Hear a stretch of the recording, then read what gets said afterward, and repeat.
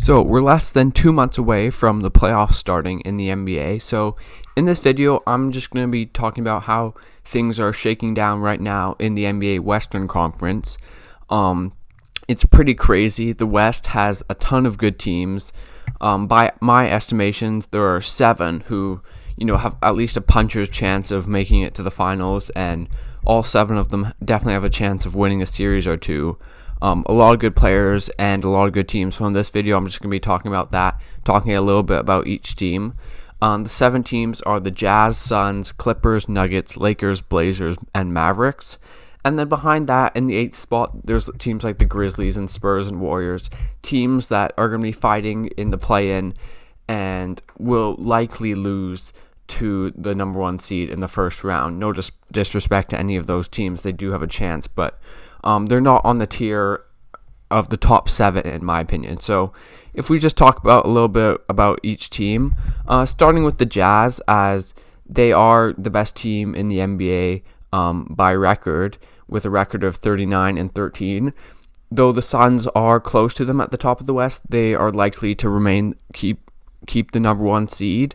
They've easier schedule than the Suns. And they've just been playing really, really well this regular season.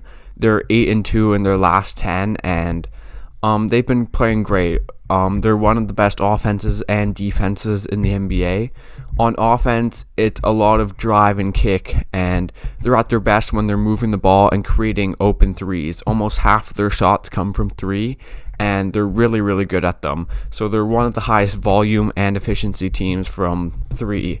And they generate those consistently.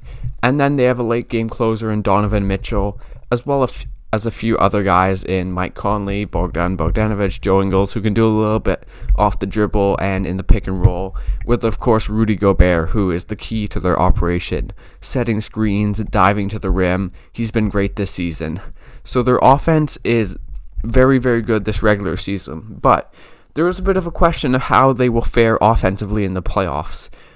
Slightly due to the fact that teams that generate a lot of 3-point shots, sometimes is a bit less consistent in the playoffs, and sometimes you have to go into isolation, and that's not really one of the Jazz's strengths. Donovan Mitchell is a good isolation player, but they don't want to turn a series into a one-on-one game where it's Donovan Mitchell versus Kawhi or LeBron, because most of the time they're going to lose that. So my question for them offensively is, can they continue to generate good looks from 3? And I think they definitely can, but sometimes in late games they struggle a little bit when it turns into a one-on-one, like against Phoenix a couple nights ago, where it's just Donovan Mitchell versus Chris Paul and versus Devin Booker, and it didn't quite work out for them. They don't have a great record in games when Donovan Mitchell takes 25 or more shots, so we'll see how that works out offensively. Luckily, they're also very good defensively, and the thing there is definitely Gobert and his paint protection. He's probably the best rim protector in the league. And then on the perimeter, they have good perimeter defenders and guys like Mike Conley and Royce O'Neal, who can just do their jobs, run people off the line, and they have Gobert in the middle. And he's carried them to a very good defense. One question for them defensively is their ability to guard the apex wing predators. And when I say that, I'm talking about guys like LeBron, like Kawhi, like Paul George, players who are 6'7", 6'8", 6'9", and have perimeter and guard-like abilities. They have Royce O'Neal, who will likely match up onto the opposition team's best player. But, when you talk about teams like the Clippers, who have 2 players who can create off the dribble and with size, who's going to be guarding Paul George if Royce O'Neal is guarding Kawhi? The other thing is Royce O'Neal is not that tall. He's shorter than 6'6", so he does have a long wingspan, but he could struggle with the physicality of a guy like LeBron, so that's another question for them defensively. Ultimately, I think they'll definitely win in the first round because they'll be facing like the Grizzlies or the Spurs, and they're just better than those teams. But I'm a bit iffy on their future playoff potential in terms of second, third round. Okay, the second seed is the Phoenix Suns, who this season have a 36-15 record, are a few games back of the Jazz, but I think their biggest thing is just going to be keeping the Clippers off. They've also playing well recently, 8-2 in their last 10. And I really like their starting lineup, especially when you talk about a lineup of Chris Paul and Devin Booker, a great backcourt with great balance, and then Mikal Bridges at the 3, one of the best young role players in the league, someone who should be in consideration for all defense in terms of his defensive ability, someone who can guard those bigger wings like LeBron. I'm not saying he can stop those guys, but he gives them a good chance. And then Jay Crowder, who brings playoff experience and toughness and is also a good three-point shooter on his day. And then DeAndre Ayton, who has been up and down throughout his career, but is playing really well right now and looks like a winning player, setting screens, rolling to the rim, trying his best to protect the paint, and it's looking a lot better for the Suns. They've pulled out a couple of big ones recently, notably against the Jazz. And, with Chris Paul, they've been a really good regular season team and have really benefited from having him as a leader. Devin Booker is also playing very well. And in those two guys, they have two perimeter guys who are good options in late games. Both of them can get a mid-range shot at will and are very good at that, especially in the pick and roll. So I like them offensively. I like their starting lineup. Defensively, I feel like they're gonna be a solid defense, but they're not gonna be one of the best. My main reason for this is just having DeAndre Ayton at center, who is a good center, but he's not an elite defensive center. So when he matches up against guys who can really, if he's guarding Anthony Davis and it's an Anthony Davis LeBron pick and roll, or if he's switched on to someone like Luka Doncic, can he really survive out there and protect the paint and grab rebounds? I think he has a chance, but it's certainly a lot to ask from a young center. And in the West, with big guys like Jokic and Anthony Davis, it's tough matchups for a lot of centers. With that being said, I think the Suns have a guy in Bridges who's a great defender, as well as Chris Paul, who's a really smart player. So they definitely stand a chance on both ends, a really solid team on both ends of the floor, but I'm a bit questioning their ceiling. Anyways, moving on to the Clippers, who are 35-18 and currently have the second best net rating in the NBA, are the second best offense in the NBA, yet are only 10th in defense, despite having the personnel to definitely be a lot higher than that. And this season, they are absolutely shooting the lights out from three. They are one of the best three-point shooting teams in the NBA, with multiple players shooting over 40%. Paul George has been killing it from back there, shooting 44% on 7.5 attempts a game. They also have other quality wings like Kawhi Leonard, who can shoot the three, and Nick Batum and Marcus Morris. And I really like the Clippers. I was high on them last year, and I'm high on them again this year. They've sort of figured out the big man rotation, with Ibaka giving them the spacing and defense, whereas Zubac giving them some of that north-south pick and roll gravity, someone who can roll to the rim and sort of, help them get inside a bit more. They don't get inside a lot, the Clippers, nor do they get to the free throw line, which is a bit worrying, but they are a team that relies a lot on isolation. But that's just kind of the deal when Kawhi Leonard and Paul George are your two best players. They added Rondo, who has looked good for them so far. I mean, it hasn't been a lot of times, only 3 games, but if his three-point shot is falling and he can give them that playmaking that they desperately need, he's a great addition. And I really like the Clippers overall. I think they have Kawhi, who is one of the best players in the NBA, and they have a supporting cast who can shoot the three and defend when they're locked in. But obviously, they're relying a lot on Paul George, who has been inconsistent, to put it nicely, in the playoffs. I do believe he can play well in the playoffs, and if he does, I think they have a really good chance to make it to the finals, especially depending on matchups and other circumstances. So I really like the Clippers overall. I think they have potential to be a good two-way team. It does concern me that they don't get to the line or inside as much as I'd like them to, but the three-point shooting and the isolation scoring is definitely real.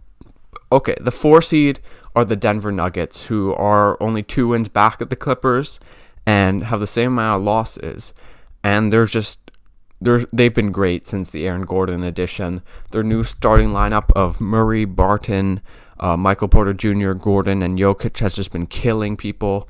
Jokic and Murray is one of the best duos in the league in terms of how they play off each other, how there's almost no way to stop their two-man game, how Jokic has been playing like an MVP, and Murray has been really stepping up since a sluggish start, shooting the three, creating off the dribble, playmaking, that sort of thing. And then the third ingredient is Michael Porter Jr., who since the All-Star break is just playing ridiculously, averaging over 20 points a game, shooting a ridiculous percentage. He almost never misses. He can take tough shots and make tough shots, but he can also spot up and cut and get easy looks off of Jokic and Murray, which is really, really exciting and really, really promising. And then Aaron Gordon, who is fitting in great on his new role. Someone who can cut off the ball, set screens, and just get easy baskets that way. Defensively, they're still not great, but they're a really, really big team. Murray is their shortest guy, who's 6'3", 6'4", and then they have Barton, Porter, Gordon, all wings who are over 6'7", and then obviously Jokic in the middle, who's a big guy, and the heart and soul of their team, someone who is just a great playmaker, the favorite for MVP, and for good reason. I really like the Nuggets, especially since the Gordon addition. And, they have more than a puncher's chance. I think they have a real chance to win the West, especially depending on the Lakers' health and the Clippers' playoff performances. They're going to be there, and I really like their chances. Okay, fifth, and barely surviving without LeBron and Anthony Davis, is the Lakers, who are 32-20, 4-6 in the last 10, so not terrible. And the only thing that really matters is the health of LeBron James and Anthony Davis. If they're healthy for the playoffs, I still think they have probably the best chance out of anyone in the West. If they're not, it's going to be dicey, and they could be headed for even a first-round exit. So far without them, they have survived and are not in the play-in yet, though the Mavericks are only 2.5 games back, so there's a real possibility they drop to the 7 seed. I think they'll probably end up, 5-7, who knows. But if they have LeBron and AD healthy, they're going to be really, really good between that pick and roll and how good they've been defensively, even without those two. And then adding players they didn't have last year, like Drummond and Dennis Schroeder, as well as having KCP. They're the defending champs for a reason. It's hard to evaluate them right now without their two best players, so we'll just have to wait and see. Just know they're really, really good when healthy. Okay, so those are the top 5. Next, we get to the Blazers and the Mavericks. If we talk about the Blazers first, credit to Damian Lillard, who has been doing a great job this season, is in the MVP conversation. But the Blazers, they don't really have that extra gear, in my opinion, the ability to beat really, really good teams. They have two very good backcourt players in Lillard and McCollum. They've added Norman Powell, who is a good fit there, can give them a third option, someone who can put points on the board. And they have got wings like Covington and Derek Jones Jr. and then Nurkic at center and Cantor. And they're a solid team, but I feel like against the better teams that they just don't really have it in terms of the lack of defense from the backcourt and in terms of just the lack of talent outside of the backcourt. I think they have a little problem in that regard. With Damian Lillard, though, they do have a chance in almost any series. Right now, they'd be playing the Clippers if they met in the playoffs. I think the Clippers are definitely better, but the Blazers, if the Clippers have a turned ankle or just aren't playing well and aren't hitting their threes, the Blazers and Damian Lillard can definitely win a couple games, and from that point, you never know. So I think the Blazers are a good team, but I don't really see them making it to the finals. And then finally, we get to the Mavericks, who, like the Blazers, have a superstar player in Luka Doncic. They are very good offensively and have really stepped it up since a slow start. Everyone is shooting better. It's just looking a lot better. They have sort of their zing back. And then Porzingis is really the X factor with this team. Someone who, when healthy, can be a great three-point shooter. Someone who can put points on the board, but also grab rebounds and protect the basket a little bit. And then when he isn't healthy, he just isn't very good, and he's either injured or he's not 100%. And without Porzingis, it's going to be tough. But if they have Porzingis healthy, if Luka is playing like Luka, I think they have a chance. They have Finney-Smith, who is a good wing defender. They have a center rotation with guys like Cauley-Stein and Dwight Powell, Maxi Kleber, Nico Melli, all versatile big men, and players, some of whom can shoot the three ball. And then in the backcourt, I really like Jalen Brunson. He's the reason they survive without Luka on the floor. He is a really crafty backup point guard, and I think he will play a key role if they are to make a deep playoff run. Right now they're the 7th seed, and they could definitely stay there. And if they did, and they played the Suns, I think they'd have a chance. Obviously, in my opinion, having the best player in that series in Luka Doncic. If you have the best player, you definitely have a chance. So, they have a chance against anyone, depending on Luka and Porzingis.